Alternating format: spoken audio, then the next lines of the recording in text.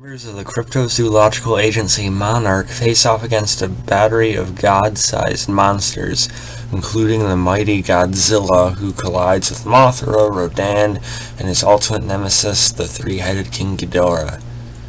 When these ancient superspecies thought to be mere myths rise again, they all vie for supremacy, leaving humanity's very existence hanging in the balance.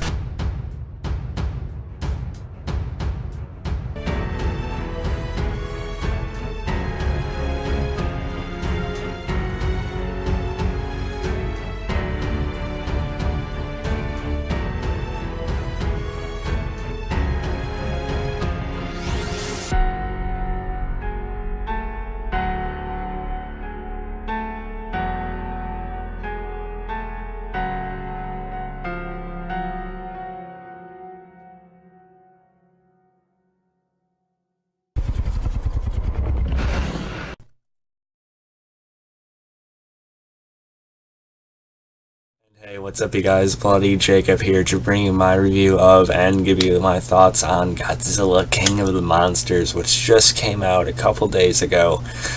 And it stars Ken Watanabe, Kyle Chandler, Vera Farmiga, Millie Bobby Brown, Charles Dance, Sally Hawkins. They really put a great cast into all these MonsterVerse movies so far. And I gotta show you my new Godzilla shirt, Godzilla 2000. Still probably my all-time favorite Japanese Godzilla movie. First one I've seen too, along with the original King Kong vs. Godzilla, ironically, when I was a little kid. But yeah, if you can't tell, I am just smiling to talk about this movie. I seen it actually this past Thursday, the 30th, on a preview night, because I just jumped to see it as soon as I fucking could. Excuse my language here. I mean, I seen Avengers Endgame as soon as I could too, but Godzilla King of the Monsters was easily and by far my most anticipated movie of the year. And if you guys haven't seen my channel before, or you don't really care to, let me just tell you that I've always loved Godzilla ever since I was a little kid, kindergarten, maybe even before that, I don't know. But Godzilla is one of my main heroes as a little kid, and the franchise and the character is still one of my main passions today. I absolutely love Godzilla. I own all the movies, I own a bunch of figures, still saving to buy some of those expensive statues, a bunch of other merchandise from it. I have like a good handful of other shirts, and I want more. So yeah, I was very eager for this movie. And as far as the 2014 movie goes, which I should have grabbed, it's over there on my Godzilla shelf. As far as the 2014 movie goes, I really liked it, if not loved it. There were some issues with it. I mean, Aaron Taylor Johnson's character was a bit, boring, kind of cookie cutter. Just a soldier action guy. Bryan Cranston is great in the movie, though, but he was only in it for about 30-40 minutes. But besides that, I was just so impressed with how much respect they gave to that new MonsterVerse version of Godzilla to start with, and that just the tone that came with him, how seriously they had taken it, his look, how they tried to introduce him as this sort of guardian, correcting nature's order, not just this mindless or nearly mindless just sort of creature that's attacking for no reason. And how that continues into this movie and how they expand on that. That's one little thing I can mention to kick it off. They really expand and just really dive deep into the lore and the history of Godzilla and the Earth, and why these monsters exist, what they mean to each other and for the planet. I really loved how in-depth they went into all that with this movie. A lot of people complained about the 2014 movie, saying, there wasn't enough Godzilla, it cut away too often. I can sort of understand the cutaway complaint, because, there's a few times in the 2014 one, where they're shutting doors and, stops right before, you see the full fight. Or you have the epic airport scene, but then doesn't actually show the fight. So I get it from that end. Then people complain don't really see Godzilla like a whole ton until like the final fight or the climax of the movie. But if you guys are a big fan of the character in the franchise, you'll know a lot of times even the Toho films would do that. Sure, they would put like maybe a quick fight sequence at the beginning sometimes, or maybe a medium length one in the middle. But really, sometimes Godzilla movies would be handled like Jaws, you know, like it would build to this thing, so you'd really anticipate it. And that's kind of how 2014 handled it. 2019, Godzilla King of the Monsters, the sequel, on the other hand, it sort of addresses, you know, a lot of people's you know, complaints with not seeing enough Godzilla, because you see him pretty quickly into this movie, and then you get kind of more constant action. It is definitely more fast-paced than 2014 was. This time it was directed by Michael Dougherty, who directed Krampus, I believe. So it's kind of an unusual choice, but I've seen various interviews with him. He seems, you know, passionate about, you know, helping with the spin on this with the whole MonsterVerse thing. So I'm fine with him. I think he did a good job in this. He doesn't quite have Gareth Edwards' eye when it comes to directing. Maybe it's not as, from certain technical standpoints, as well made as the 2014 one was. But there are some just really fantastic shots in this movie, from looks of Ghidorah to you know, Godzilla himself. I'll talk more about King Ghidorah in a minute, to Rodan and Mothra and everything like that. It really just creates a sense of awe in this movie, which we'll talk more about in a few minutes. But I am happy to say, as a lifelong fan of Godzilla, as a die-hard Godzilla fan for you know, pretty much all my life, I really absolutely loved Godzilla King of the Monsters. I really enjoyed it a lot. It was a great theater experience. You know, I watched it with my parents and my girlfriend, and they're all just ready to see me and, you know, just geek out with everything, and I pretty much did. I was smiling and just sort of, oh, here he comes. Because, like I said, Godzilla, I've always loved Godzilla. He's one of my main passions, even today. You know how excited people get for, like, Star Wars or even Avengers or something like that? That's kind of how I get for Godzilla. So yeah, Godzilla is kind of like my Star Wars. What they're doing with Godzilla and the MonsterVerse right now is kind of my Star Wars. But yeah, I really love this movie. It's not a perfect movie, but you know, it is very annoying for me to see that, oh yeah, it's only getting like a 40 or 39% Rotten Tomatoes, or you know, certain movie reviewers on YouTube, you know, they say how boring the human story is and stuff like that, but people are just way off the mark. This wasn't a movie made for critics. I mean, you can be a general moviegoer and definitely enjoy the spectacle of it, of which there's plenty. And when I say it wasn't made for critics, I don't mean there's nothing seriously good about it. I just mean that it's not meant for the kind of eye some of those tend to have.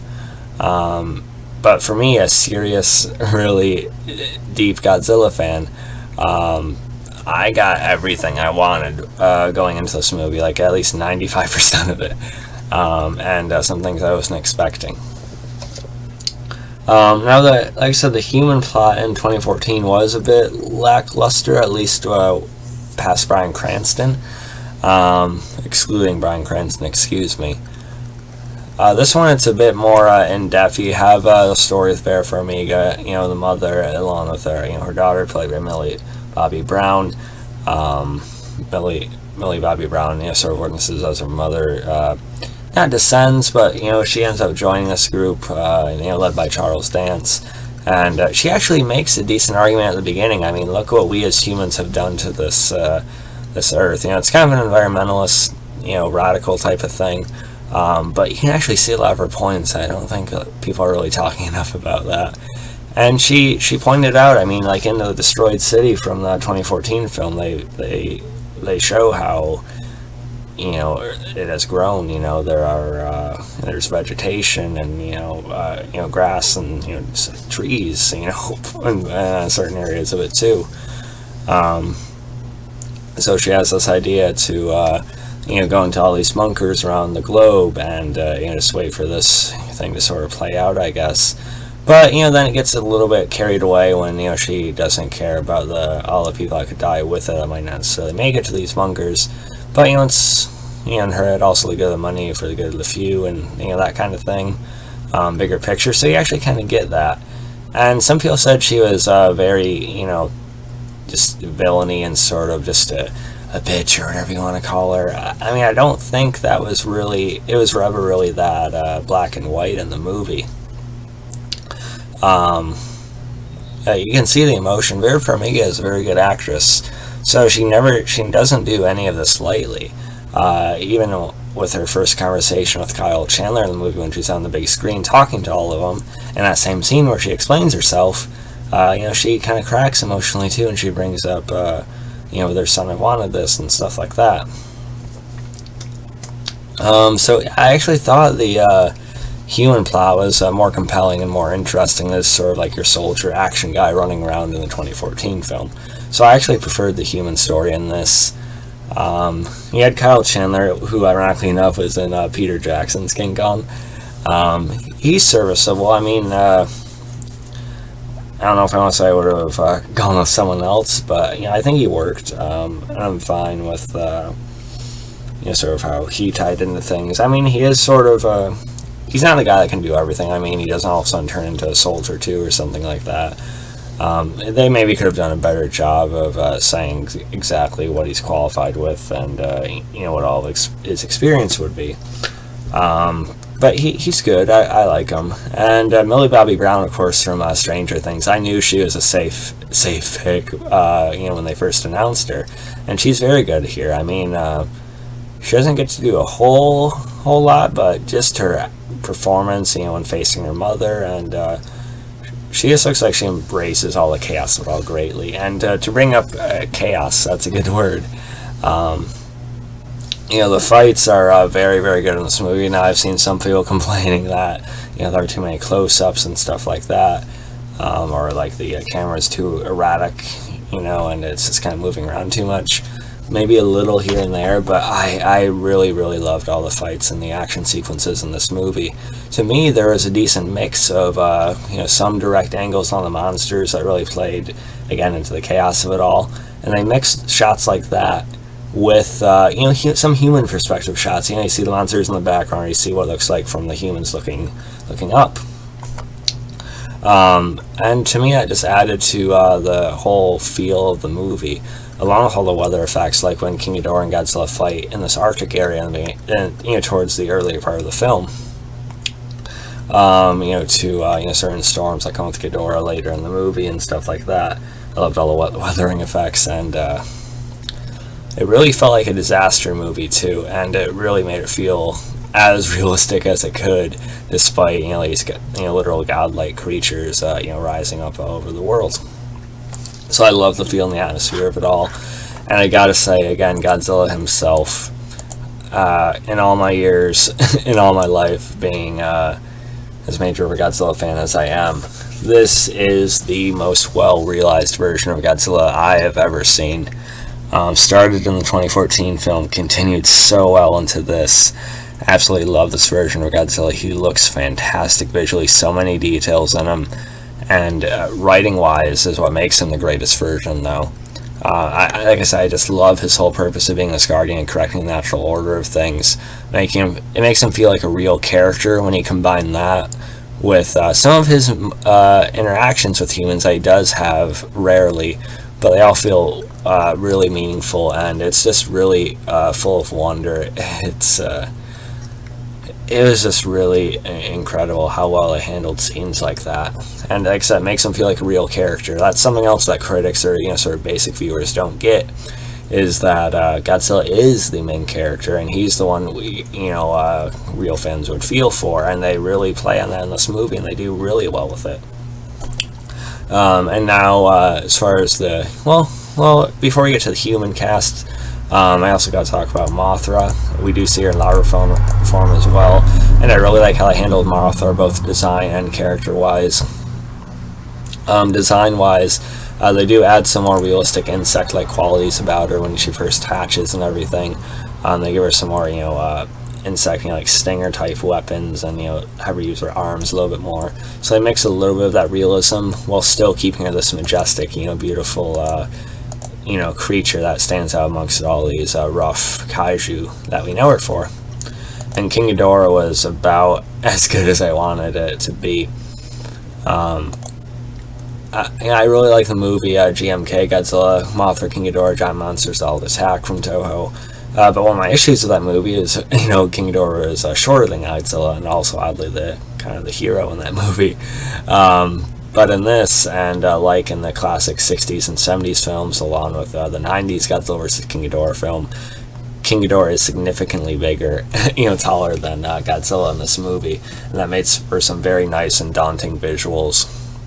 Design-wise, with the faces, he looks really good. Kind of mixing in that, Eastern, or some Eastern Western, dragon type looks to it. Some serpent type stuff. And I like the whole vibe that came with them.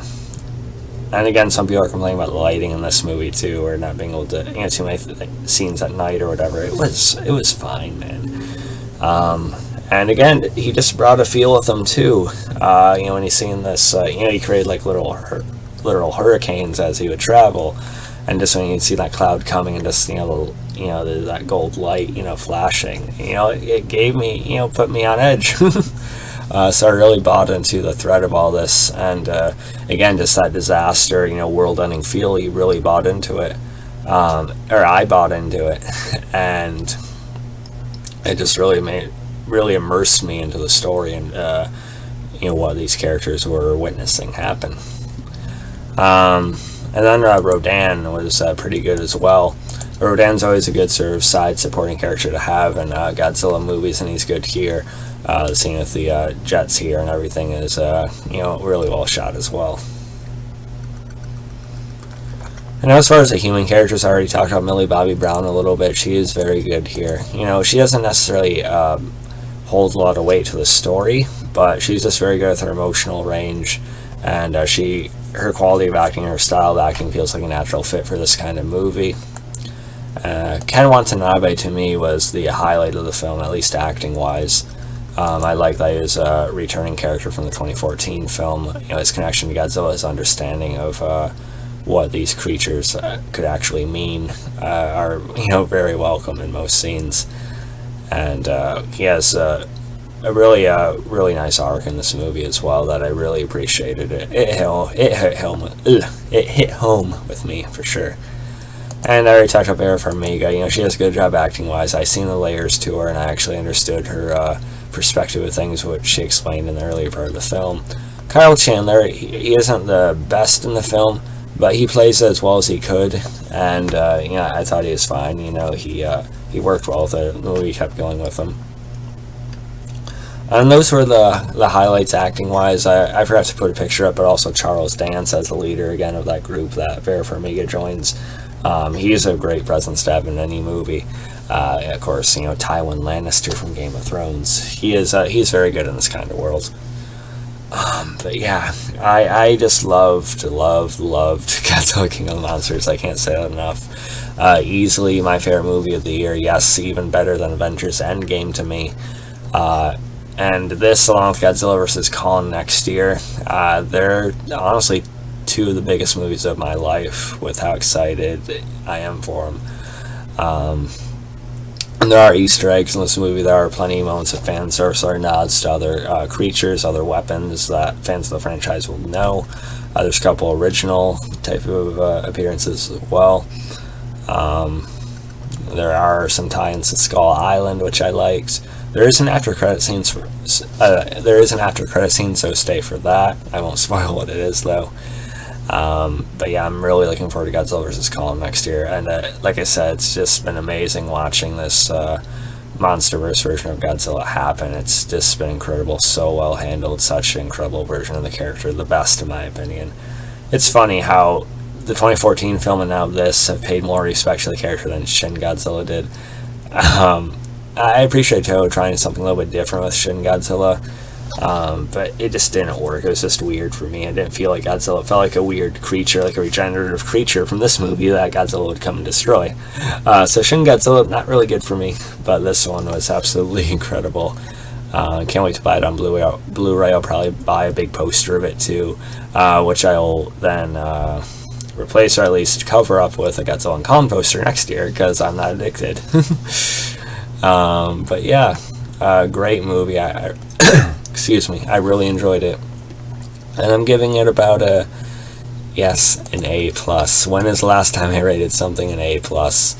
It was that good to me. Now, in terms of percentage, it could be anywhere from like a 97% to a 99%. Now, no movie is perfect. But I've been trying to wrap my brain trying to figure out some like serious flaws that actually matter to me, or that actually carry any weight to me that I can think of in the movie, and there's not really.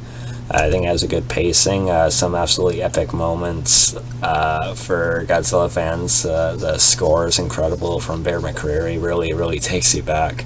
Gives you chills, gets you excited at the same time. The themes, it was amazing to hear. So yeah, there's really nothing about this movie I can seriously dig about. It could very well be my all-time favorite Godzilla movie now. Very close with the 2014 film and Godzilla 2000, and also the 90s Heisei films, and the original in a certain way as well. But yeah, I loved Godzilla King of the Monsters. I can't say that enough. So let me know how you guys felt. I wish the film was doing better. It's doing a little bit less so than expected, which is bugging me. But luckily, they already filmed Godzilla vs. Kong for next year, so we don't really got to worry about that because it would cost them more to not release it now. But it should do fine. I mean, it's winning this weekend, so I think we'll be alright. I don't think we got to worry about much. People just really seem ready to pick apart anything that comes out now that has any sort of attached popularity with it. I don't know. But I loved it. Let me know you guys thought. Following Facebook, Twitter, Instagram, like, subscribe, and I'll catch you guys next time. Peace.